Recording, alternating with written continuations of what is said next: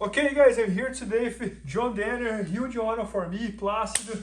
Guys, John just finished shooting the first instructional video of the Stand to Ground series, all about the takedowns, so the best takedowns for no gi, right, John? Yeah. So it's been a fascinating project. I think it's probably fair to say, Bernardo, that when we started jiu-jitsu, if there were three areas in jiu-jitsu that were just noticeably deficient and weaker than the rest of jiu-jitsu, it would have been leg locks, yep, takedowns, yep, and maintaining the action on the floor so that an opponent couldn't just stand up off the ground and get away from us. Yep. Those three areas, I think jiu-jitsu was sorely lacking when we began jiu-jitsu. I'm happy to say that leg locks, probably no one would consider that now a weakness in jiu-jitsu. If anything, Yep. it's become a strength in the last 10 years. But still, there's the issue that takedowns in the sport of jiu-jitsu are noticeably weaker than other grappling arts. And not only takedowns, but the ability to keep people on the ground after the takedown is also noticeably weaker. Joe, I have seen you talking a lot about that, about how the jiu-jitsu guys fail in MMA because they can't keep them. Yes, right? they have very little background in both getting it to the ground and perhaps most importantly, keeping it on the ground. Yep. Why? Because in jiu-jitsu, the rule set is very, very simple. If Plácido and I are in standing position and I come out and sit guard on Plácido, the rules of jiu-jitsu dictate that Plácido must engage with Yep. me. If Plácido backs off, he's going to get hit with storm calls. Yep. Like the minute one athlete commits to the ground, the other must commit to the ground. Now that's in the jiu-jitsu rule set, but you go outside that rule set. MMA, I don't really want anymore. Yeah, and so thank you. So this is something of a problem. Now you might, and with some justification, look at me and laugh and say, "Wait a minute, Danaher, your students are the most notorious butt scooters in the entire industry. So how are you going to come here now and start talking about it's bad to sit on the ground and have the guy disengage?" There's some truth to that. I do push the idea of bottom position very, very hard on my athletes. I believe if you don't have a strong bottom game, you're not a jiu-jitsu athlete. Simple as that. You can't just be a top athlete guy. I don't want to see jiu-jitsu become a game where it's all about top position, takedowns to top position, and that's whoever gets top position wins. I think that would be a sad day for jiu-jitsu. I still believe you have to be equally comfortable top and bottom. So I still do emphasize pulling guard and working for bottom position with my athletes. My point is that shouldn't be your only option. You shouldn't be an athlete who says the only choice I have is to pull guard because I don't know a single takedown, and even if I did, I wouldn't be able to keep him on the ground anyway. You should see guard pulling as something you want to do because you have some tactic or angle that makes it desirable for that particular match, not because it's your only damn option. Yep. Athletes should be well-rounded. They should be more than capable of going in and putting someone their own size and skill level down to the floor, doing it with confidence. They should know that if the opponent tries to stand up, there's ways to counter it and keep the mat, keep the action down on the mat if they so desire. If they want to come out and pull guard, then they should be able to do that. We're looking to create well-rounded athletes who can play both the takedown game and the bottom game. Okay, that's the goal. You will see, in fact, with my students, I began teaching them as athletes who focus primarily on leg locks from bottom position. That's because that was a hole in the game when they began. It was the easiest way to quickly get them up through the ladder of competition, despite them having relatively little competition experience. But you will also see that as my athletes have matured, they've brought in a different aspect to the game where quite often now they use takedowns to get top position and work from dominant top positions. But that doesn't mean they can't also pull guard if they don't want to. So over time, you've seen this shift. I do believe the last two weaknesses of jiu-jitsu, at least as far as technique goes, there are other weaknesses in jiu-jitsu, but I'll cover that in a different time, that need to be removed are the general weakness in takedown technique and the general weakness in the ability to keep the action on the mat and return opponents to the mat when they try to stand up on it. And those two things need to be addressed the same way leg locks were addressed. Jiu-jitsu successfully addressed the leg lock issue. Now it has to address the takedown issue and the mat return issue. You've got to be able to return people to the mat, you've got to be able to put them on the mat. This video is about exactly that, how to use the rules of jiu-jitsu and successfully take people down from neutral position. When the action starts, it always starts in neutral position. okay? We have to be able to work from here. The first question we ask is, what are the most appropriate takedowns in a no-gi context for this position? My answer to that is very simple. Double legs will always be number one because they get very difficult for an opponent to use any kind of funk defense, which is very, very common in the sport of jiu-jitsu, to defend themselves and escape. Single legs, because they're the easiest to get to, they're also the hardest ones to finish in jiu-jitsu, they're also the riskiest ones to finish, there's many submission counters to them, and I'm also a big proponent of the idea of locking the body, of working from front body locks and from underhooks like so. And you will see my students in ADCC often make use of knee pick takedowns from here to work. I believe that these are particularly well suited to the sport of jiu-jitsu. So they get a very heavy emphasis in this video.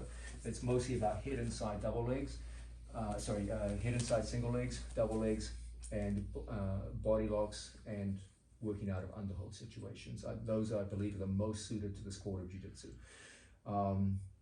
I do believe some kinds of takedowns which are very, very useful for wrestling, such as high crotches, where it's a single leg with your head to the outside. I'm not going to say they can't work, but I'm saying they can be a little risky. I do teach them, but they're not as heavily emphasized as head inside singles or double legs or body locks. So I go over what I believe are the most high percentage approaches to takedowns. I also cover some which are not really heavily emphasized in wrestling, but are heavily emphasized in judo, foot sweeps, which I believe are very, very well suited to the sport of jiu-jitsu. So we go over what I believe are the most high percentage takedowns from neutral position. We also look at the idea of hand fighting in detail. Unfortunately, in jiu-jitsu, because the matches are longer than wrestling matches and because there is much less referee intervention, you can often get matches which devolve into long periods of two people slapping each other on the head. These guys are pretty, and it's ugly to watch. Yeah, it's very ugly to watch, let's be honest. So I look at what I believe is a coherent and effective way for emerging athletes to understand hand fighting in a very constructive way. The basic philosophy which I teach is one where we're always looking for one of three goals. We're looking constantly to either get outside of our training partner's elbows. That confers advantageous angle. Doesn't matter how we do it, whether it be posting, whether it be dragging or what have you. So we're constantly looking to get outside of the elbows to create good attacking angles. The second is to get our training partner's hands down to the mat. If we can get hands down to the floor, that's a position from where takedowns are relatively easy. The third is to create conditions where there is a straight line between my head and his legs with nothing in between. If his arms are intervening between me and his legs, it's going to be hard to hit takedowns. But if I'm constantly working this guy's head down and I create situations where momentarily there's nothing between my head and his legs, that's where we're going to get successfully into positions where we can start taking people down. So my approach to hand fighting is, no matter how many techniques we learn in hand fighting, they all come down to three things. Can I, one, get my opponent's hands down to the mat? Or two, get outside my training partner's elbows? Or three, create conditions where there's nothing between my head and my training partner's legs? And if so, it's going to be relatively easy to start putting people down to the floor. So we have a whole study of the skills of hand fighting. Understand that when you're working from neutral position, you're both very, very dangerous to each other. It's neutral, it's hard work. So anything we can do to create momentary advantage to make those takedowns easier is money in the bank. And to my way of thinking, hand fighting that works in those three directions. Bring your opponent's hands to the floor, get outside of his elbows, or create a momentary situation where there's nothing between your head and his legs. If you just have those three things in mind, all of the various methods of hand fighting will make a lot more coherent sense to you, and you'll be able to find, even from neutral position, you can get your opponent's legs and waist much more often and finish. Then we focus on the most high percentage methods of takedowns, which are particularly applicable and appropriate for the sport of jiu-jitsu. Head inside singles, double legs, body locks, and underhooks, which create the submissions where you're in the least threat of single, double leg, body lock, and underhook. Underhook, usually knee picks, ankle picks, etc., etc. And then finally, foot sweeping, which requires very little risk, and even when it fails, doesn't usually result in a bad outcome. So these, to my mind, are the most high percentage methods. So I teach these, and I put them in the context of a hand fighting system where everything comes down to 3 desiderata. Can you put your opponent's hands on the floor? Can you get outside of his elbows? Or can you create a momentary opportunity where there's nothing between your head and his legs?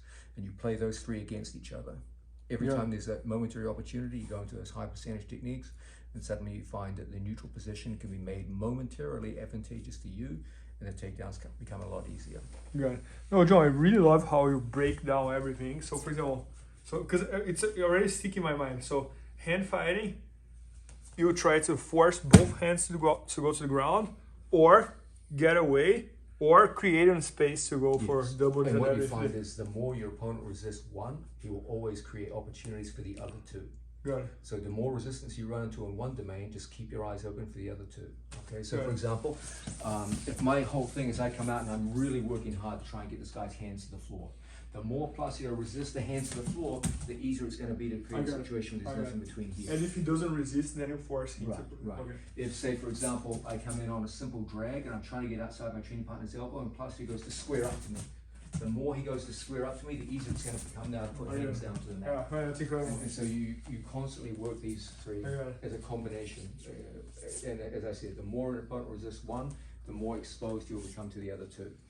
And that's how you work against strong resistance. You know, the one thing you can guarantee in a tough match is resistance. So anything which enables you to use resistance for profit is a good thing for you to employ. Got it. And then regarding high percentage takedowns, it's the double leg, single leg, body lock, and underhooks. Yes, yeah, and typically out of underhooks, we're mostly looking for knee pegs. You'll see, for example, Gordon Ryan winning ADCC gold in his weight division in 2019, made heavy use of underhook to knee peg. And to me, that's one of the most high percentage because it's so risk-free. Even when it fails, nothing bad happens. And it's allied with so many other forms of technique. If I have a good underhook position, legs back, and from here, then the knee's always in a position where you can work towards it. Okay? I will have my opponent come after my wrist. As he takes the wrist, the more extended he gets from here, the easier it's going to be now for me to get through and run my opponent down. Okay? If my opponent's got good reactions and he gets that leg back and away from us, it's going to be easy to pull him back in and start bringing him down into front headlocks and working for our takedowns there. So all these things work together in unison, and they create situations where the takedowns aren't quite so scary. Like, what do you fear most in a takedown from neutral position? I think I speak for a lot of people when I say it's getting caught in a submission hold and getting caught underneath his body weight. Nothing is worse than coming through on a takedown, getting caught underneath the guy, he gets his legs back, we get extended, and you're carrying your opponent's body weight in these horrible extended positions, and that's just a nightmare. Yeah, that drains the energy and start getting tired. 2 or 3 times like this, and then you just don't even want to shoot. You almost give up. You see that on MMA all the time. They try to shoot once, twice, they give up. And then grappling, same thing. And then you throw in a submission hold, you almost get caught in the guillotine, you barely get out. And now, do you really think you're going to shoot again? No. So we generally prefer takedowns where if it all goes to hell and that doesn't work at all, if I miss my training partner's leg, nothing bad happens. And it will often lead into other forms of technique we can go in and work. And so these are the takedowns we generally favor. Again, we're trying to avoid situations where you just get caught underneath your training partner's body weight.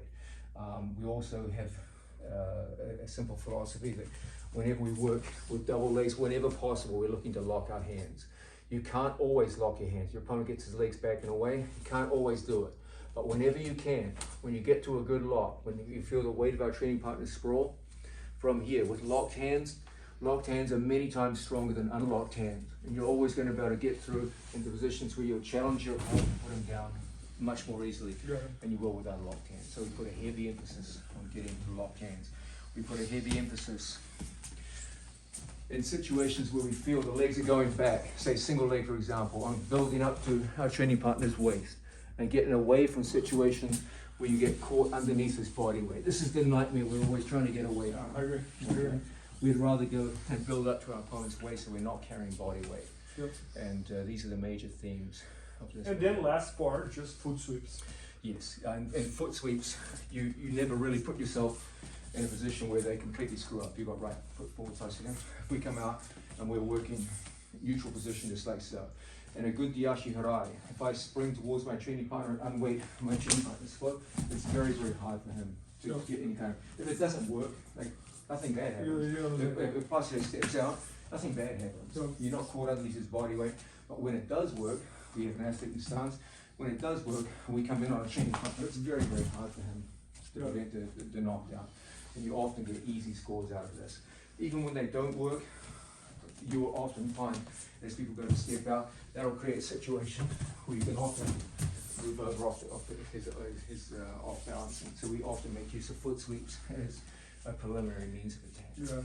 Yeah, no, John, even more than the techniques, I love how we structure everything, you know, because many times we see people teaching like jiu-jitsu takedowns or whatever it is, and they just show, oh, do this, do that, and there's no structure. It's hard to. Imagine if we did that in any other area of jiu-jitsu. Imagine, for example, you that's say, what most people do. Here's a triangle. Just do it. Like, no one would ever submit anyone. No, because now it's kind of clear to me. Like if it's hand fighting, there's 3 things you should do. When you're thinking about takedowns, there are 4 things, and then there's almost like a bonus, which is like the foot sweeps that you can try anytime you want. Oh, that was good. I really, what I do is I coach a holistic approach to the sport where it's never enough just to know a technique. You have to embed every technique in a context. Yeah, the integration that you're talking about. And when you have a context that everyone works in and a fairly simple, coherent game plan, where one aspect of the game plan fails, the other aspects will come in and cover it, so you get success. This is where you start to have success in competition and sparring. No, that was awesome. So guys, this is the new series from John, Feet to Ground. This is the first part of the series, which is going to be all about takedowns. And it's going to be at bjjfanatics.com very soon. Maybe by the time you're watching, it's already there. So make sure to check that out. It's a complete course about takedowns, no gi. First time that John is ever doing that. And I think we're going to change the no gi takedown game, John. Thank you. Thank you. Good to see you, Bernardo. Thanks. Good to see you, Placido. Thank you, John. Thank you, Placido. Thank you, Bernardo. Please help me out to grow my YouTube channel. Just click subscribe. And to watch more videos, just click under see more videos. I hope you enjoyed. BJJFanatics.com. Use the promo code YouTubeFaria to get 10% off any instructional video. Improve your jiu-jitsu faster.